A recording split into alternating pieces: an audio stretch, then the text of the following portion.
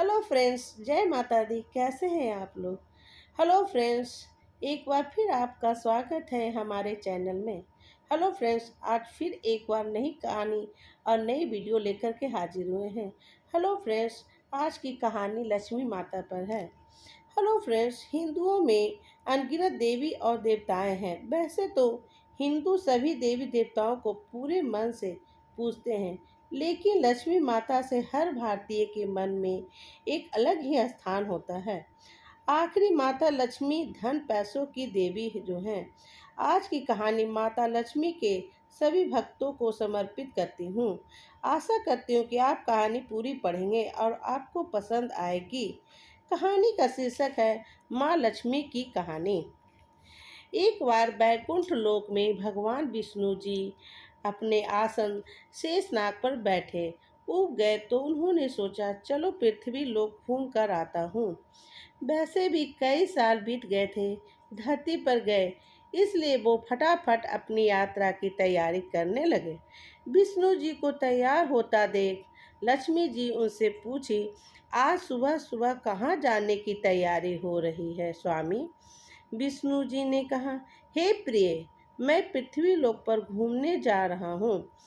तो कुछ सोचकर लक्ष्मी जी ने कहा, हे भगवान, क्या मैं आपसे के साथ चल सकती हूँ पृथ्वी लोक पर? विष्णु जी ने 2 पल सोचा, फिर कहा, एक शर्त पर तुम मेरे साथ चल सकते हो। तुम पृथ्वी पर पहुंचकर उत्तर दिशा की ओर नहीं देखोगी। लक्ष्मी जी के मन में आया कि प्रभु ऐसी शर्त क्यों रख रहे हैं, लेकिन ज़्यादा प्रश्न नहीं करने पर तो नाराज हो जाएंगे, तो जाने से कहीं मना न कर दें। इसलिए लक्ष्मी जी ने हाँ कर अपनी बात मनवा ली। और सुबह सुबह माँ लक्ष्मी और भगवान विष्णु धरती पर पहुँच गए। तब सूर्योदय हो रहा था। रात बरसात होकर हटी थी। चारों ओर हरियाली ही हरियाली थी। उस समय चारों ओर बहुत शांति थी। उस ओर धरती बहुत ही सुंदर दिख रही थी।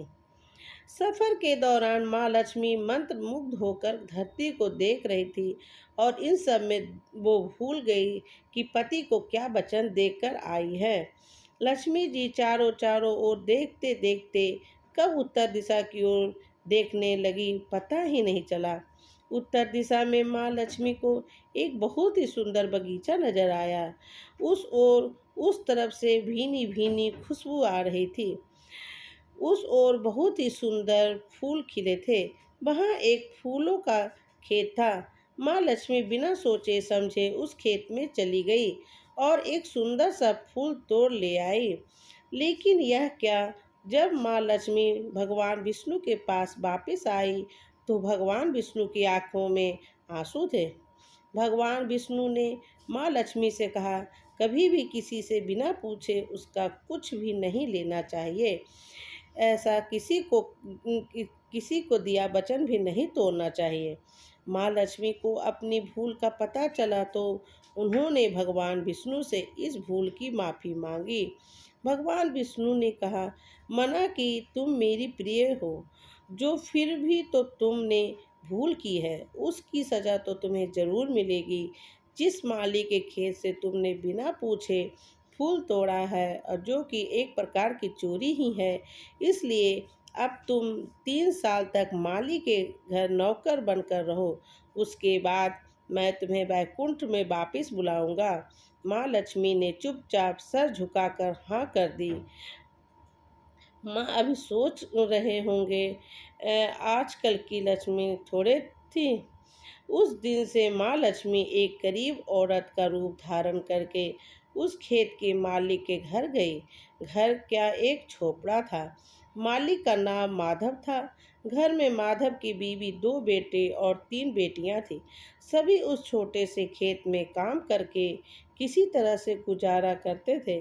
माँ लक्ष्मी जब एक साधारण और गरीब औरत बनकर जब माधव के झोपड़े पर गई तो माधव ने पूछा, बहन तुम कौन हो? मुझसे इस समय तुम्हें क्या चाहिए?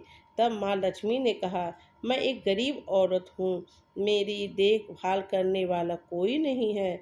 मैंने कई दिनों से खाना भी नहीं खाया है।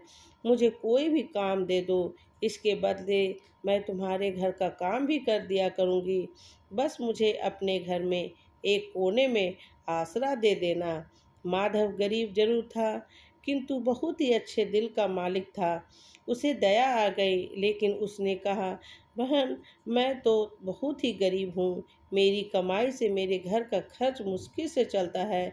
अगर तुम 3 की जगह 4 रोटियां बेटियां होती तो भी मैंने गुजारा करना था। अगर तुम मेरी बेटी बनकर जैसा रूखा सूखा हम खाते हैं उसमें खुश रह सकती हो तो अंदर आ जाओ। माधव ने माँ लक्ष्मी को अपने झोपड़े में शरण दे दी। माँ लक्ष्मी 3 साल उस माधव के घर पर नौकरानी बनकर रही। जिस दिन माँ लक्ष्मी माधव के घर गई थी, उससे दूसरे दिन ही माधव को फूलों से इतनी आमदनी हुई कि उसने शाम को एक गाय खरीद ली। फिर धीरे धीरे माधव ने काफ़ी ज़मीन खरीद ली। उसने सबके लिए अच्छे अच्छे कपड़े भी बनवा लिए, एक बड़ा पक्का घर भी बनवा लिया। बेटियों और बीवी को गहने भी खरीद कर दिए और उस घर में शरण लेकर रह रही लक्ष्मी जी को भी उसने वो सब दिया जो अपनी बेटियों को दे दिया था। पहले से कई ज़्यादा सुखी और समृद्धि। माधव के घर में हमेशा से ख्याल आता था कि मुझे यह सब इस महिला के शुभ कदम मेरी झोपड़ी में पड़ने के बाद मिला है। इस महिला ने एक बेटी के रूप में मेरे जीवन में आकर मेरी किस्मत ही बदल दी। 3 साल लगभग बीत गए थे, लेकिन माँ लक्ष्मी अब भी घर में केवल खेत में काम करती थी। और एक दिन माधव जब अपने खेतों से काम खत्म करके घर आया तो उसने अपने घर के सामने के द्वार पर एक देवी स्वरूप गहनों से लदी एक औरत को देखा। ध्यान से देखकर पहचान गया, अरे यह तो मेरी मुंह बोली चौथी बेटी यानी वही औरत है। वो पहचान गया कि यह तो माँ लक्ष्मी है। अब तक माधव का पूरा परिवार बाहर आ गया था और सब हैरान होकर माँ लक्ष्मी को देख रहे थे। माधव बोला, माँ हमें माफ़ कर दीजिए, हमने आपसे अनजाने में ही घर की ओर खेत में काम करवाया है। माँ, यह कैसा अपराध हो गया। माँ, हम सबको माफ़ कर दो। माँ लक्ष्मी मुस्कुराई और बोली, हे माधव, तुम बहुत ही अच्छे और दयालु व्यक्ति हो। तुमने मुझे अपनी बेटी की तरह से रखा, अपने परिवार के सदस्य की तरह से मान लिया। इसके बदले मैं तुम्हें वरदान देती हूँ, तुम्हारे पास कभी भी खुशियों की और धन की कमी नहीं होगी। तुम्हें वो सारे सुख मिलेंगे जिसके तुम हकदार हो। फिर माँ अपने स्वामी के द्वारा भेजे गए रथ से बैठकर बैकुंठ चली गई। आप लोगों को कहानी सुनने के लिए धन्यवाद। Thank you. जय माँ लक्ष्मी।